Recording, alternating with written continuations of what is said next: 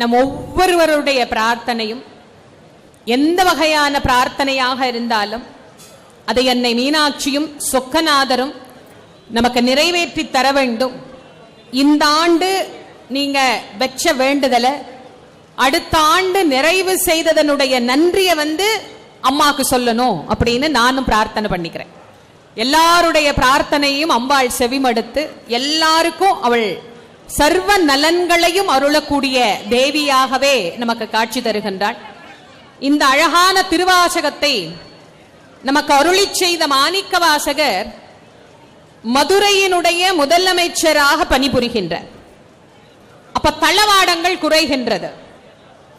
ராஜா பார்த்தார், நமக்கு குதிரை எல்லாம் வேணும், அதனால போய் குதிரையெல்லாம் வாங்கி கொண்டு வாருங்கள் அப்படின்னு அவர் கஜானாவிலிருந்து பணத்தை எடுத்துட்டு போங்கன்னு கஜானாவிலிருந்து பணத்தை எடுத்துட்டு துறைமுகத்தை நோக்கி போறார். அப்பதான் திருப்பெரும் துறை என்கின்ற திருத்தலம். இன்னைக்கு அதுக்கு ஆவுடையார் கோயில் அப்படின்னு பேர். அந்த திருப்பெரும் துறை என்கின்ற திருத்தலத்திற்கு வந்த உடனே இறைவன் குருந்தமர நிழலிலே அவரை ஆட்கொண்டு அருளி அங்கேயே தங்கி இறைவனிடத்திலேயே ஈடுபாடு கொண்டு பாடி பரவி வழிபடக்கூடிய ஒரு உயரிய ஞானத்தை பெற்றார். கோயில் கட்டினார், பசுமடம் வச்சார், யாகசாலை வச்சார், பாடசாலை வச்சார், எல்லாம் வச்சார். ஏன் வந்தாரோ அதை மறந்துட்டார். எதுக்கு போனார்? குதிரை வாங்க போனார். குதிரை அதுக்கப்புறம் எங்க போய் வாங்குறது? இறைவனையே வாங்கிய பிறகு குதிரை எப்படி வாங்குறது? அவருக்கு எல்லாம் மறந்து போச்சு. ராஜா பார்த்தார், நாம கொடுத்த பணத்துல இவன் போய் குதிரை வாங்காம கோயில் கட்டி சாமியாராகி சௌக்கியமா இருக்கிறானே, சும்மா விடக்கூடாது, இவனை கைது பண்ணி அழைச்சிட்டு வாங்க அப்படின்னு அழைத்து கொண்டு வந்தார். குதிரை எங்கன்னார். அவருக்கு என்ன பண்றதுன்னு தெரியல. குதிரை எங்கன்னு கேட்டா வந்த மந்திரிங்க கிட்ட என்ன சொல்றது, அது ராஜா கிட்ட சொல்லிக்கிறேன். வர்ற வழியில கேட்கிறார் சிவபெருமான் கிட்ட, சுவாமி நான் உனக்கு தானே சாமி கோயில் கட்டினேன், இப்ப ஊர்ல இருக்கிறவங்க எல்லாம் என்ன தெரியுமா சொல்லுவாங்க, சிவனுக்கு கோயில் கட்டினா அப்படிதான் சிறையில போட்டுருவாங்க போல இருக்குன்னு எதிர்காலத்துல சொல்லிடுவாங்க சாமி, எனக்கு என்ன பதில் சொல்றதுன்னு தெரியல, நீ தான் சுவாமி என்னை காப்பாத்தணும். சிவபெருமான் சொல்லி அனுப்பினார், நீ மதுரைக்கு போ, நாளைக்கு மதுரைக்கு குதிரைப்படை வரும் அப்படின்னு சொல்லி அனுப்பிச்சார். இவரும் மதுரைக்கு போனார். வந்தவர் மன்னன் கிட்ட பதில் சொன்னார், நாளைக்கு குதிரைப்படை வரும் அப்படின்னார். மன்னர் நம்ப மறுத்துட்டார். அதான் கொண்டு போன காசு எல்லாம் கோயில் கட்டிட்டீரே, இனிமே எங்க இருந்து குதிரைக்கு காசு கொடுக்கறது, எங்க இருந்து குதிரை வரும்? சிறையில் அடைச்சிட்டார். சிவபெருமானுக்கு இப்ப என்ன பண்றதுன்னு ஒரே யோசனை. யாரும் செய்ய முடியாததை சாதிப்பவர் தான் சொக்கநாதர். எல்லாரும் செய்யறத அவர் செய்ய மாட்டார். எல்லாரும் செய்யறத செஞ்சா ஊர்வலத்துல என்ன சொல்லுவாங்க, இப்ப எல்லாரும் செய்யறாங்க அவரும் அதே தான் செய்யறாரு. செய்யாததை செய்யணும், அப்பதானே உலகம் பேசும். சுவாமி என்ன பண்ணலாம்னு யோசிச்சார். நீங்க எல்லாம் சர்க்கஸ் பார்த்திருக்கீங்களா? இப்பெல்லாம் சர்க்கஸே நடக்கிறது இல்லை. நான்லாம் சின்ன பிள்ளையில சித்திர திருவிழான்னா நம்ம ஊர்ல சர்க்கஸ் போடுவாங்க. அதுக்குன்னே இங்க இருந்து அப்பா கிட்ட கேட்டு அடம்பிடிச்சு சர்க்கஸ் கூட்டு போங்க, பொருள் காட்சிக்கு கூட்டு போங்க. வாழ்க்கையில என்னென்னலாம் நமக்கு மாற்றத்தை பார்த்துட்டோன்னு பாருங்க. இப்ப என் பிள்ளைங்க எல்லாம் சர்க்கஸ் பார்த்ததே இல்லை. அவங்க பண்ற சர்க்கஸ் தான் நம்ம பாக்குறோம். இந்த நிஜமான மிருகத்தெல்லாம் வச்சு காட்டுற சர்க்கஸ் எல்லாம் இப்ப பாக்குறதே இல்லை. சர்க்கஸ்ல எல்லா மிருகமும் இருக்கும், நாய் கூட இருக்கும், கிளி இருக்கும், ஆடு கூட இருக்கும், யானை இருக்கும், நீர் யானை இருக்கும், ஒட்டகம் இருக்கும், எல்லாம் இருக்கும். ஆனா சர்க்கஸ்ல ஒரே ஒரு மிருகம் ஒண்டி இருக்காது. சிங்கம் புலி எல்லாம் இருக்கும், ஒன்னே ஒண்ணு இருக்காது. என்ன இருக்காது? சர்க்கஸ் பார்த்தவங்க எல்லாம் யோசிங்க, என்ன இருக்காது? யானை இருக்கும். யானை பந்தெல்லாம் விளையாடும். என்ன நீங்க யானை இல்லைங்கிறீங்க, அப்ப சர்க்கஸ் சரியா பார்க்கலன்னு. நரி இருக்காது. எந்த நாட்டு சர்க்கஸ் போனீங்கன்னாலும் இல்லாத ஒரே ஜந்து நரி. ஏன் நரிய வைக்கல அப்படின்னு சர்க்கஸ்கார கூப்பிட்டு கேட்டீங்கன்னா அவர் சொல்லுவார், சார் அது ரொம்ப தந்திரமானது சார், நாம இங்க ஒண்ணு சொல்லுவோம் சார், அது அங்க போய் நமக்கே அது மாத்தி ட்விஸ்ட் பண்ணி விட்டுரும். அதனால நிறைய எல்லாம் ரிஜெக்ட் பண்ணிட்டாங்க, எல்லாம் ஒதுக்கிட்டாங்க. ஒதுக்கப்பட்ட நரியெல்லாம் ஒரு மாநாடு போட்டுச்சு. நீங்க தான் மாநாடு போடுவீங்களா? நாங்களும் மாநாடு போடுவோம். நரிகள் மாநாடு போட்டு தீர்மானம் வேற நிறைவேற்றுச்சு. முதல் தீர்மானம் சிவபெருமான் போய் கம்ப்ளைண்ட் பண்றது. என்ன கம்ப்ளைண்ட் பண்றது? எல்லாம் போய் சொல்லிச்சு, இந்த பாரிசாமி ஒரு காக்கா குருவிக்கு கூட நீ ஒரு கதை வச்சிருக்கிற, சரியா? கருங்குருவிக்கு கூட சுவாமி முக்தி, நாரைக்கு முக்தி கொடுத்த, என்னென்னமோ பண்ற நீனு. எங்களை எதுக்கு படைச்ச? எங்களுக்கு சில பேர் கொம்புலாம் இருக்குன்னு கதை சொல்றான், சில பேர் எங்களை கண்டாலே ஓடி போயிடுறான். நாங்க எதுக்குமே பயன்படாத ஒரு ஜென்மமா எங்களை ஏன் சுவாமி வச்சிருக்கிற? எங்களுக்கு என்ன வேலைன்னார்? சிவபெருமான் பார்த்தார், உன்ன மாதிரி ஆள் தான் நான் தேடிக்கிட்டே இருந்தேன், வா உங்க எல்லாத்துக்கும் நான் வேலை தர்றேன்னு நரியெல்லாம் குதிரையா மாத்திட்டார், பரியா மாத்திட்டார். யார் எது முடியாது என்று சொன்னார்களோ அதை முடித்து காட்டியவர் சுவாமி. யார் வர்றா? சொக்கநாதரா? இங்க வந்துட்டாங்களா? இங்கதானே வர்றாங்க, இப்பதான் வர்றாங்க, இருங்க வருவாங்க. நேரா வந்தார் சொக்கநாதர், கரெக்டா வந்தார். பாத்தீங்களா, நம்மால் டைம்னா டைம் கரெக்டா இருப்பார். நிறைய பரியாக்கி கொண்டு வந்து ராஜா கிட்ட கொடுத்து எல்லாத்தையும் கட்டிட்டு போயாச்சு. சிவபெருமான் பார்த்தார், குதிரையெல்லாம் கயர் மாத்தி கொடுத்துட்டோம், இனிமே குதிரைக்கு என்ன ஆனாலும் அது உங்கள் பொறுப்பு அப்படின்ட்டார். இத சும்மா விடக்கூடாதுன்னு சிவபெருமான் ராத்திரி என்ன பண்ணாரு, அவர் கொண்டு வந்தது 1000 குதிரை. மதுரையில ஏற்கனவே இருந்தது ஒரு 1000 குதிரை, அப்படி ஒரு கணக்குக்கு வச்சுக்கோங்களேன். அவர் 2000த்தையுமே திருப்பி நிறைய மாத்திட்டார். நறுகுறி எல்லாம் ஊழையிட்டு கத்துது, ஒன்னும் புரியல ராஜாவுக்கு. வந்து பார்த்தா குதிரையை இப்படி தேடுறார், அப்படி இல்ல, எல்லாம் இப்படி இருக்கு, எல்லாம் நிறைய இருக்கு.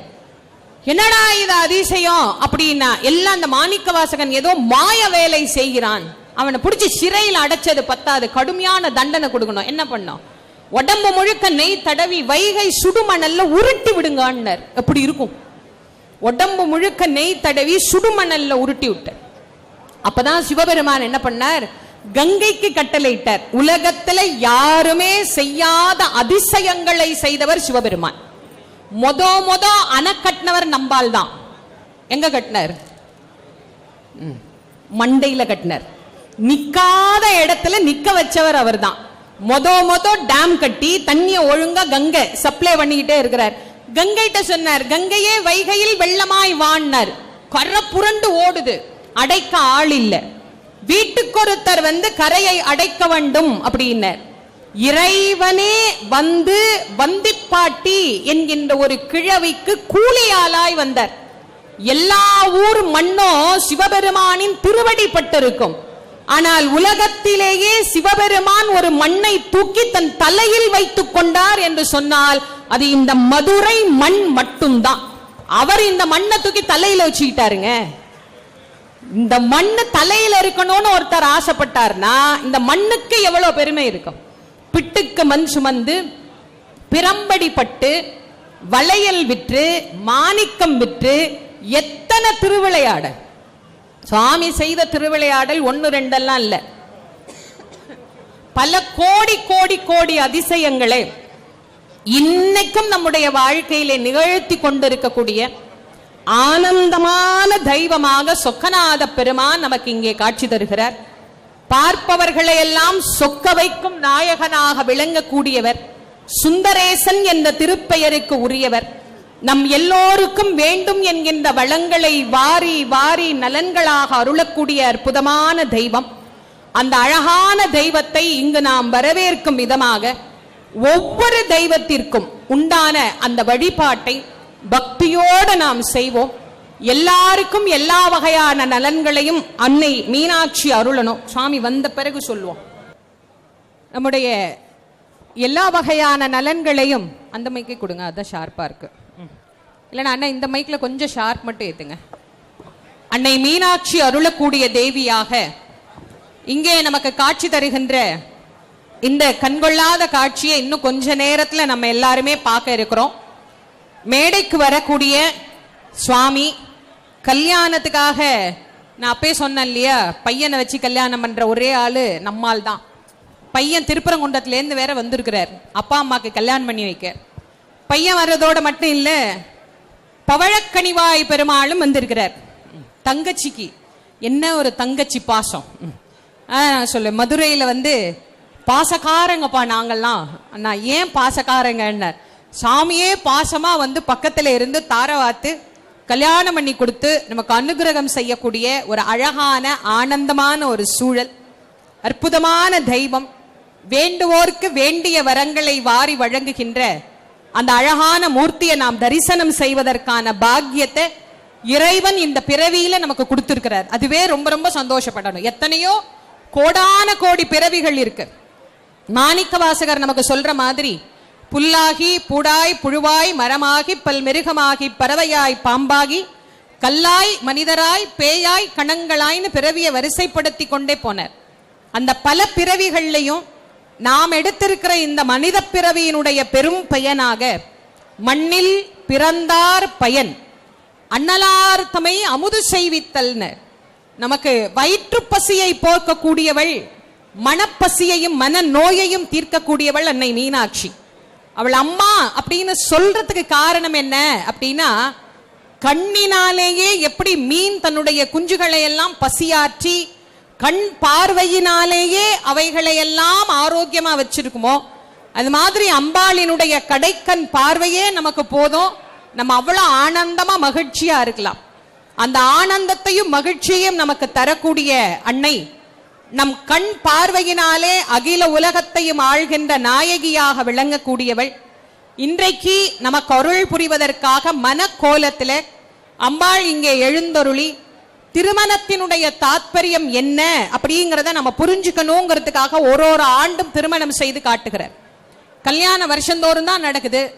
வருஷந்தோறும் அம்மாவுக்கு கல்யாணம் நடக்கணும் அப்படின்னு என்ன தேவை இருக்கு? கல்யாணத்தை பார்க்கறது கல்யாண குணநலன்களை பெறுவதற்காக.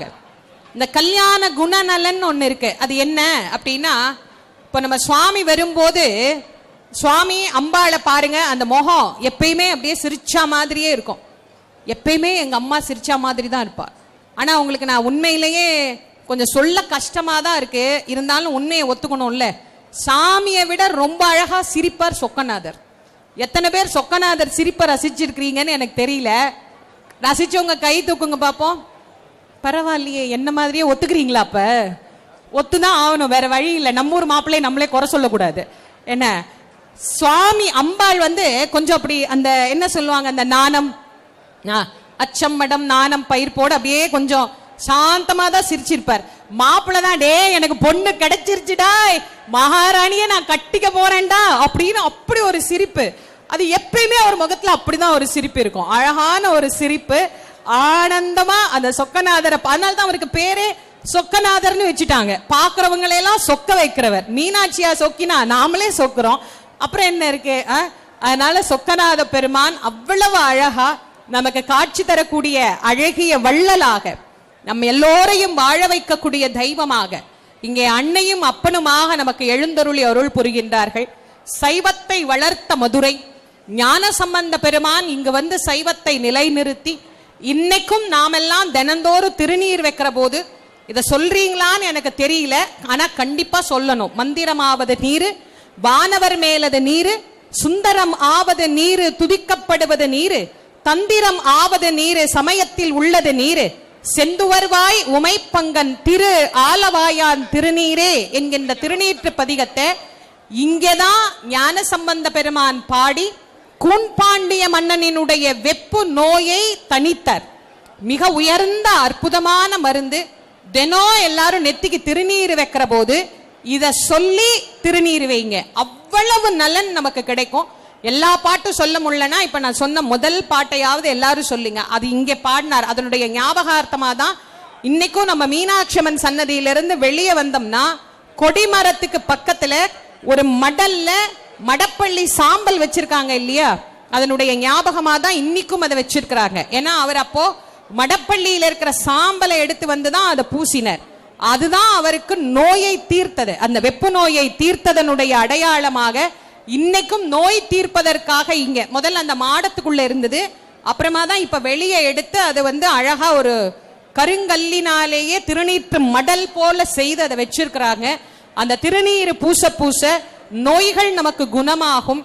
வாழ்க்கையில வேண்டும் என்கின்ற வெற்றிகள் எல்லாவற்றையும் நமக்கு அன்னை மீனாட்சி நோய் நீக்கி அருள்வாள். அதனால தான் நம்ம வேண்ட போதே வேண்டோம், தனம் தரும், கல்வி தரும், ஒரு நாளும் தளர்வரியா மனம் தரும், தெய்வ வடிவம் தரும், நெஞ்சில் வஞ்சமில்லா இனம் தரும், நல்லன எல்லாம் தரும், அன்பர் என்பவர்க்கே கணம் தரும் பூங்குழலால் மீனாட்சி கடைக்கண்களே. அபிராமி என்ன மீனாட்சி? ஓ மாத்திட்டேன்னு சிரிக்கிறீங்களா?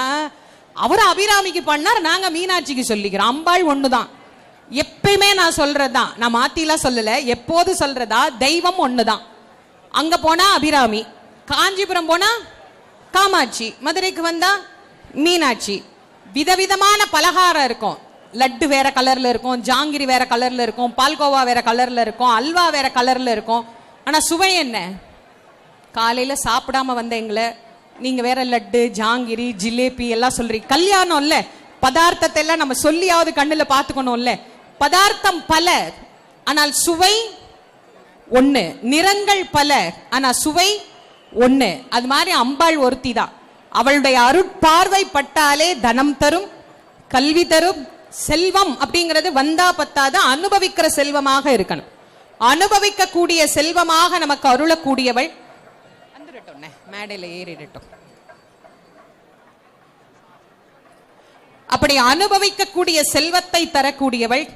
கல்வி தரும். படிக்கலன்னு வச்சுக்கோங்களேன், எது இருந்தும் பயன் இல்லை. அதனால நல்ல கல்வி தருவாள். அம்பாளுக்கு இங்க சரஸ்வதியினுடைய ரூபமும் உண்டு. அவளே சரஸ்வதி தான். அவள் படிப்பும் தருவாள். அதனால தான் சொன்னார் கல்வி தரும். ஒரு நாளும் தளர்வரியா மனம் தரும். தைரியம் ஒண்ணு இருக்குல்ல. எங்க அம்மா மகாராணி ஆன உடனே மூஞ்சில ஒரு தைரியம் வரும் பாருங்க. அத்தனை நாள் வரைக்கும் அவள் சும்மா இருப்பா. இந்த செங்கோலை கையில வாங்கின உடனே அவளுக்கு ஒரு தைரியம் அந்த முகத்துல வரும். அதுதான் எல்லாருக்கும் அந்த தைரியத்தை தரக்கூடியவள். ரொம்ப அழகா ஆனந்தமா தைரியத்தை தருவதனால நமக்கு வாழ்க்கையில வேண்டும் என்கின்ற அந்த உறுதிப்பாட்டையும் தருவாள். ஒரு நாளும் தளர்வரியா மனம் தரும்.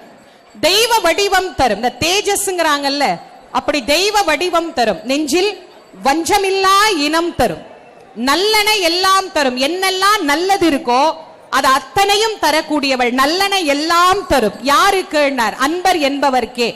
கணம் தரும் பூங்குடலால் அன்னை மீனாட்சியினுடைய அருள் எல்லாம் தரும். திருப்பரங்குன்றத்திலிருந்து முருகப்பெருமான் வந்திருக்கிறார். முருகனை எல்லாரும் ரொம்ப அன்பா அவரை வரவேற்கலாம். வெற்றிவேல் முருகனுக்கு அரோஹரா. வீரவேல் முருகனுக்கு அரோஹரா. ஞானவேல் முருகனுக்கு அரோஹரா. சக்திவேல் முருகனுக்கு அரோஹரா. பரம்குன்றநாதருக்கு அரோஹரா. வெற்றிவேல் முருகனுக்கு அரோஹரா. வீரவேல் முருகனுக்கு அரோஹரா. ஞானவேல் முருகனுக்கு அரோஹரா. அரோஹரா. அரோஹரா. வந்தவினையும் வருகின்ற வல்வினையும் கந்தன் என்று சொல்ல கலங்குமே. செந்தில் நகர் சேவகா உன் திருவடியை நினைப்போர்க்கு என்று பக்தருக்கு அருள் புரியக்கூடிய கந்த கடவுள் நம் சொந்த கடவுள். இதோ தன்னுடைய தாய் தந்தையரின் திருமணத்தை காண இந்த அழகான திருக்கல்யாண மேடைக்கு எழுந்தருளி இருக்கிறார். வெற்றிவேல் முருகனுக்கு அரோஹரா. வீரவேல் முருகனுக்கு அரோஹரா. ஞானவேல் முருகனுக்கு அரோஹரா. சுவாமி ரொம்ப அழகா ஆனந்தமா கல்யாணத்தை பார்க்கறதுக்காக இங்க வந்திருக்கிறார். தென்பரம் குன்று என்று சொல்லப்படக்கூடிய திருப்புறம் குன்று. நக்கீரர் 6 படை வீடுகளை வரிசைப்படுத்துகிற போது அதிலே முதல் படை வீடாக வைத்து நமக்கு வரிசைப்படுத்திய திருத்தலம். உன்னை ஒழிய ஒருவரையும் நம்புகளேன், பின்னை ஒருவரையும் யான் பின் செல்லேன். பன்னிருக்கை கோலப்பா வானோர் கொடிய வினை தீர்த்து அருளும் வேலப்பா செந்தில் வாழ்வே. 5 முகம் தோன்றில் 6 முகம் தோன்றும். வெஞ்சமரில் அஞ்சேலனவேல் தோன்றும். நெஞ்சில் ஒரு கால் நினைக்கின் 2 காலும் தோன்றும். முருகா என்று ஓதுவார் முன். அடுத்து நம்முடைய சொக்கநாதரும் பிரியாவிடையும் எழுந்தருளுகிறார்கள். அண்டம் முழுதாளும் அண்ணல் பாண்டிய நாடாளும் பேரரசன் மதுரை பதி எழுந்தருளிய மகேசன் முச்சங்கம் கண்ட கூடல் மாநகரின் முதற் தமிழ் சங்க தலைவன் அடியார்க்கு எளிய அமுதன் பிட்டுக்கு மண் சுமந்து பிரம்படிபட்ட பேரருளாளன் அன்பர்க்கு அழகிய மெய்யன் மீன்விழியாளை மனதாண்ட திருவாலவாய் உடைய சோமசுந்தர சொக்கநாத பாண்டிய மன்னன் வருகிறார். பராக் பராக் பராக். சுந்தரேச பெருமான் பிரியாவிடை நாச்சியாரோடு இங்கே நமக்கு எழுந்தருளி அருள் புரிகின்றார். எல்லோருக்கும் அருள் புரியக்கூடிய அண்ணலாக பால் நினைந்து ஊட்டும் தாயினும் சால பறிந்து பாவியேனுடைய ஊனினை உருக்கி உள் ஒளி பெருக்கி உலப்பில்லா ஆனந்தமயமாகி தேனினை சொரிந்து திகழ்புறம் தெரிந்த என் செல்வமே சிவபெருமானே, யான் உன்னை சிக்கன பிடித்தேன், எங்கு எழுந்து அருளுவது இனியே என்று அன்னையின் கரம் பற்ற இங்கு எழுந்தருளி இருக்கின்ற சொக்கநாத பெருமானை மிகுந்த அன்போடு வாஞ்சையோடு எங்களுக்கே உரிய பராக்கோடு. ஆமா, சொக்கநாதருக்கு அவர் பராக் சொன்னார். என் மாணவர் அரவிந்த் குமார், இப்ப அம்மா வரட்டும், நான் வெயிட் பண்ணிட்டு இருக்கேன். அம்மா வந்த பிறகுதான் சொல்லணும், மகாராணி வரும்போது தானே சொல்லணும். வந்துட்டாங்களா? சாமி திரும்பணும். சாமி திரும்பின உடனே அவர் வந்துருவார். என்ன நம்ம ஒவ்வொருத்தருக்கும் நம்மளையெல்லாம் அழகு பார்க்கிற அப்பா அம்மாவை நாம தானங்க அழகு பார்க்கணும். என்ன கல்யாண மேடைக்கு போகும்போது பொண்ணையும் அம்மாவையும் அப்பாவையும் எப்படி பையனையும் வரவேற்பாங்க, எவ்வளவு அழகுபடுத்துவாங்க. அது மாதிரி நம்ம அப்பா அம்மாவை நாம தான் சந்தோஷமா மகிழ்ச்சியா கொண்டாடணும். நமக்காக எழுந்தருளி இருக்கக்கூடிய சொக்கேச பெருமான் ஆனந்தமாக நம்ம எல்லோருக்கும் அருள் புரிய வேண்டும். நம்ம எல்லாருடைய பிரார்த்தனையும் அவர் நமக்கு நிறைவேற்றி தர வேண்டும் அப்படின்னு இந்த நேரத்திலே உள்ளன்போடு எல்லாரும் அவருடைய பிரார்த்தனையை சுவாமியினுடைய திருவடியில வைங்க. என்றைக்கும் சிவபெருமானை பிரியாத நாயகி, அதனால் அவளுக்கு பிரியாவிடைன்னு பேர். சில பேருக்கு அதுல கூட ஒரு சந்தேகம் இருக்குங்க, அதை தெரிஞ்சுக்கணும். பக்கத்திலேயே ஒரு அம்மா இருக்கிறாங்களே, அந்த அம்மா யாருன்னார், அவள் சக்தி. எப்போதும் பிரியாமல் இருக்கிறதுனாலே அவளுக்கு பிரியாவிடை என்று பெயர். எந்த ரூபினிய கல்யாணம் பண்ணாலும், மீனாட்சியோ காமாட்சியோ, அவள் தனியா தான் இருப்பா. பிரியாவிடை தான் சுவாமியோட எப்போதுமே இணைந்து இருக்கக்கூடியவராக காட்சி தரக்கூடியவள். இந்த பாண்டிய குலத்திற்கு முதல் பெண்ணரசியாக வந்து மதுரைக்கு மகாராணியாக வந்த அன்னை மீனாட்சி இங்கே சக்தி ரூபினியாக ஒவ்வொரு நாளும் 8 வகையான சக்திகளை வெளிப்படுத்தக்கூடிய நாயகியாக அவளே விளங்குகிறாள். வேற எங்குமே இந்த அதிசயம் இல்லை, மீனாட்சி மட்டும்தான். ஒவ்வொரு நாளும் 8 விதமான ரூபத்துல அம்பாள் ஒவ்வொரு தேவியாக நமக்கு காட்சி தரக்கூடியவள். அந்த அன்னை அகிலாண்டேஸ்வரி, உலகத்தின் நாயகி, நம் எல்லோருக்கும் அருள் புரியக்கூடியவள். இங்கே நமக்கு ஆனந்தமாக மணமேடைக்கு எழுந்தருள இருக்கிறார். சொக்கநாத பெருமானை தொடர்ந்து அவரை தொடர்ந்து பவழக்கணிவாய் பெருமாளும் இங்கே நமக்கு காட்சி தர இருக்கின்றார்கள். சாமியை திருப்பணும்ல, சாமியை திருப்பணும். ஆமா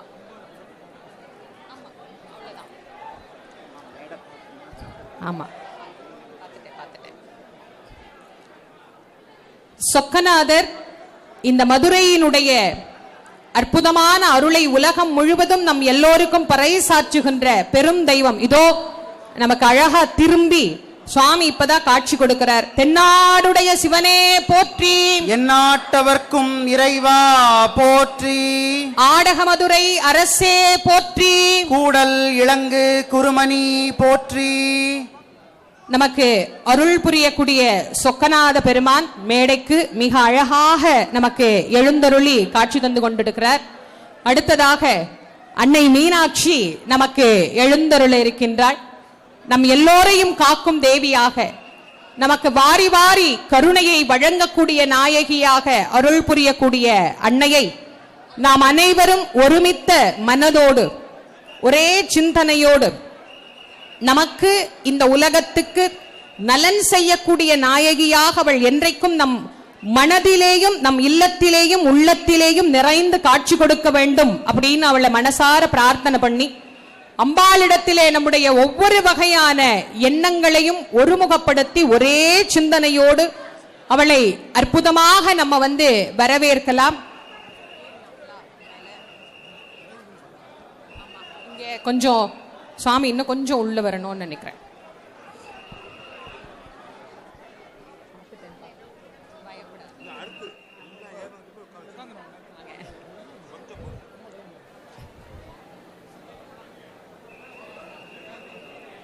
சுவாமி பாருங்க, எனக்கு கொஞ்சம் முன்னாடி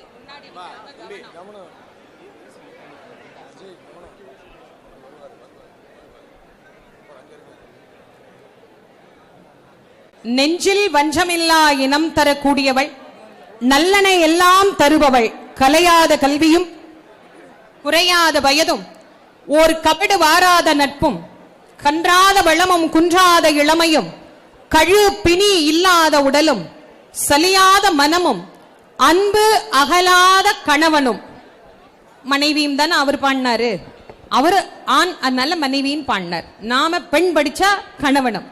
தவறாத சந்தானமும் தாழாத கீர்த்தியும் மாறாத வார்த்தையும் தடைகள் வாராத கொடையும் தொலையாத நிதியமும் கோணாத கோளும் ஒரு துன்பம் இல்லாத வாழ்வும் துயனின் பாதத்தில் அன்பு உதவி பெரிய தொண்டரோடு கூட்டு கண்டாய் அலையாழி அரிதுயிலும் மாயனது தங்கையே ஆதி கடவுரின் வாழ்வே அமுதீசர் ஒருபாக மகளாத சுகபாணி அருள்வாமி அபிராமி அன்னை மீனாட்சியே என்று அன்னை மீனாட்சியினுடைய பொன்னார் கமலங்களை, அழகான அந்த பொற்திருவடிகளை நாம் அனைவரும் இருக பற்றியோர்க்கு வாழ்வரும் பரமனாக வேண்டிய வரத்தை நல்கும் நாயகனாக, ஆனந்த ரூபனாக நமக்கு காட்சி தரக்கூடிய சிவபெருமான் சொக்கநாதர் எல்லா ஜீவராசிகளுக்கும், உலகத்தில் இருக்கிற அனைத்து விதமான ஜீவராசிகளுக்கும் தன் அருளை வாரி வழங்கக்கூடிய நாயகியாக, நாயகனாக, இறைவனும் இறைவியும் வந்து இருந்து இந்த மதுரை செய்த மாபெரும் தவத்தின் பலனாக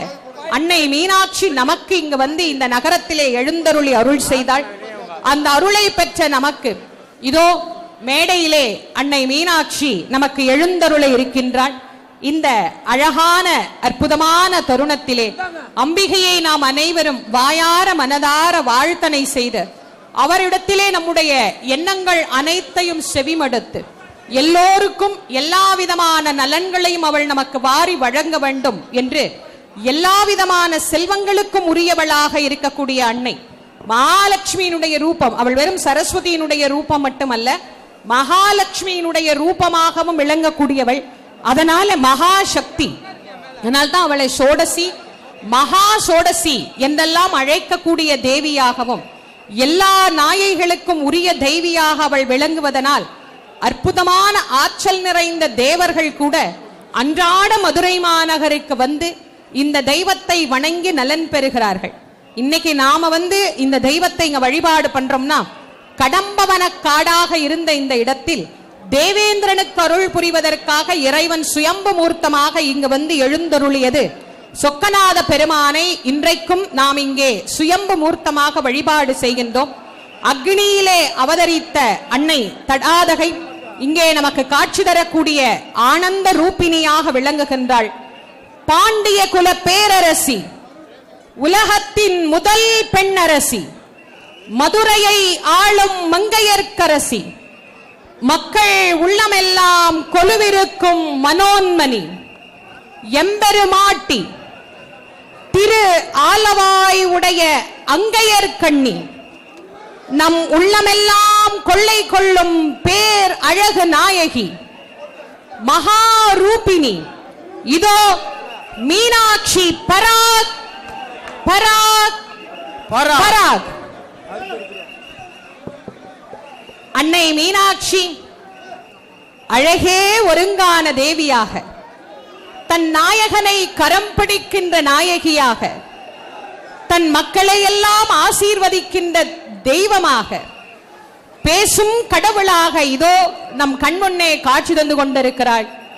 வேண்டியோர்க்கு வேண்டிய வரங்களை வாரி வாரி வழங்கக்கூடிய நம் அன்னை எல்லோருக்கும் எல்லா வளங்களையும் நலன்களையும் எல்லா விதமான இன்பங்களையும் நமக்கு அருள வேண்டும் என்று அம்பிகையினுடைய பொன்னார் திருவடிகளை நாம் வணங்கி நம்ம ஒவ்வொருத்தரும் எதிர்பார்த்து கொண்டிருந்த ஒரு நல்ல அழகான தருணம்.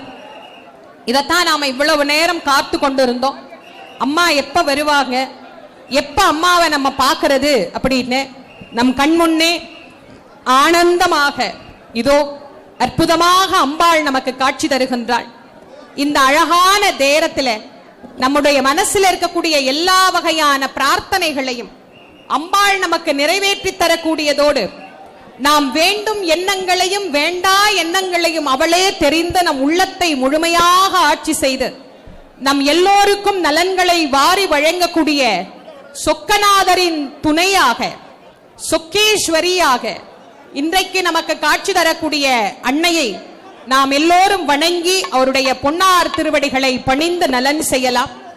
அன்னையை தொடர்ந்து பவழக்கனிவாய் பெருமாள் இதோ நம்முடைய கல்யாண மேடைக்கு இங்கே எழுந்தருளி தன் தங்கையை தார பார்க்கின்ற தாரா பாத்திரத்தோடு அவர் நமக்கு இங்கே காட்சி தர இருக்கின்றார். சுவாமியினுடைய பேரருள் பெரும் கருணை நம்ம எல்லாருக்கும் பரிபூர்ணமா துணை புரிய வேண்டும் என்று பிரார்த்தனை செய்து கொண்டு ஒவ்வொரு வருடமும் உங்களை சந்திக்கக்கூடிய இந்த நல்ல வாய்ப்பு, அடுத்து குடமுழுக்கில் எல்லாரையும் சீக்கிரமா சந்திக்கலாம். மீனாட்சியினுடைய திருக்கல்யாணத்தை சந்தோஷமா ரசிச்சு பாருங்க. எல்லாருக்கும் அம்பிகையினுடைய ஆசீர்வாதம் பரிபூரணமா கிடைக்கணும்னு பிரார்த்தனை செய்து உங்கள் அனைவருக்கும் நன்றியும் வணக்கமும் கூறி விடைபெறுவது திருமுருக வள்ளல் வாரியார் சுவாமிகளின் மாணவி தேசம் அங்கையர்க்கரசி. நன்றி, வணக்கம். நாதஸ்வரம் அண்ணா, நாதஸ்வரம்ண்ணா. நமஸ்காரம்.